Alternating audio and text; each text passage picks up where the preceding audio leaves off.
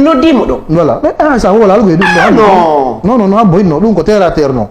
Vous êtes dans l'émission Star en ligne, voilà, rapidement on va appeler Maman Ambiance, voilà, pour avoir plus de précision par rapport à ce qui se passe actuellement à Conakry, parce qu'à Conakry, il faut que nous défions un problème.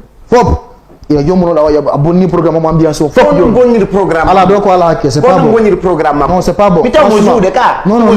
Non, c'est bon, téléphone nous sonne. Si toutefois elle décroche, on va discuter et voir rapidement, voilà. Allô? Voilà. Maman Ambiance, bonsoir. Bonsoir. Voilà, Campbell West Africa TV. D'accord. Voilà, je suis en pleine émission avec Papa Ambiance. Ok.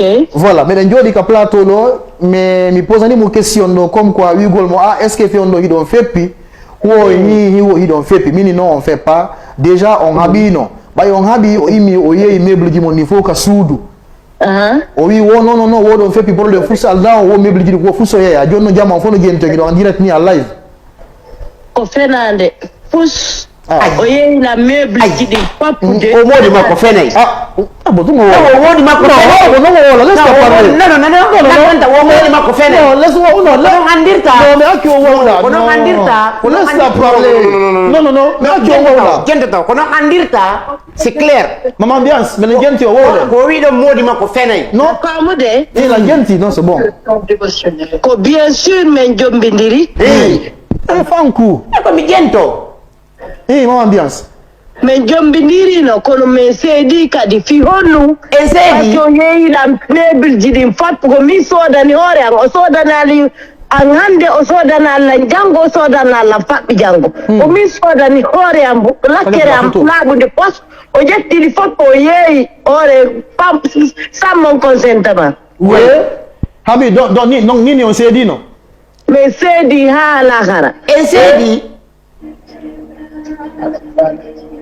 allo minni jon non kanko no on seedali wo problème fu saldown o fena e fus landimo ila makko ko ondotuma mi yeyto maɗum ila mi iwi ka makko si tawi mi yeyiti ton landimo ɗum ko ondotuma mi yiwi ton ha ko ondotuma han joni min hiidani min tefa o tefa fi am mi tefa fi makko hay fus ala hakkude amen e seedi ka ala hara mi faali ka mo ha ñande may maayi joɗinama ni mi heeɓi ko faalalan mi jombete sans probléme hakkude woni Allah hakkude ngi Allah taguɗo lan o jonno min on e frigidaire mo on yettinomo frigo on ɗum ɗo handi hari ɓengu makko so ara moƴƴina fri on no ɗuma jinjange bisabu ukka nder ton ɓano o yeyiɗi pijjaɗo fof ɓami fokkiti yawgol mamum ko kotaŋinni joni mi hootuma mum par ce que a yi moodi an ko waɗi ko donc o senda men o sendi men oyni joni mi hootuma mum kotoma golli mi ƴettuno frigo am mi yaade mum ok awa probléme fami ƴettuno frigo o mi yaade mum kono danki mijiti danki ok joni noon komi faala coiffeuse joni komi faala est ce que ono climatiseur julle salon Papa Ambiance tout et tout no pijo es goɗɗo wayi goɗɗo aro anda mini Maman Ambiance mini joni noon haala komi faala hay feno kada jombano jamano wiide wo est ce que o gueran so jombi o gonga ka kono woniri ɗo mi famali fi honno min gari ay déjà o welatala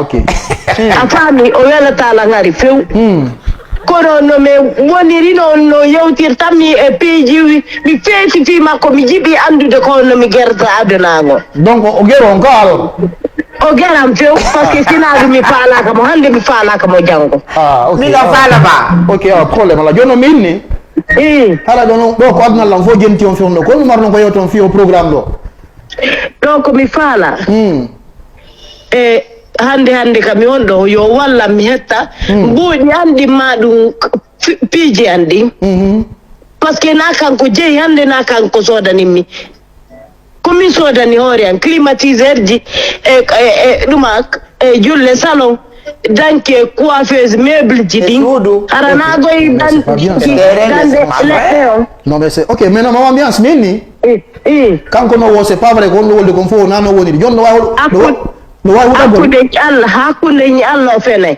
Ah, OK. o fenay fus Modi ma fele. Jon non si on togni wono yo Allah wado ngondo. kandi o déjà o ko huɓiniɗo billahi wallahi tallahi Amen.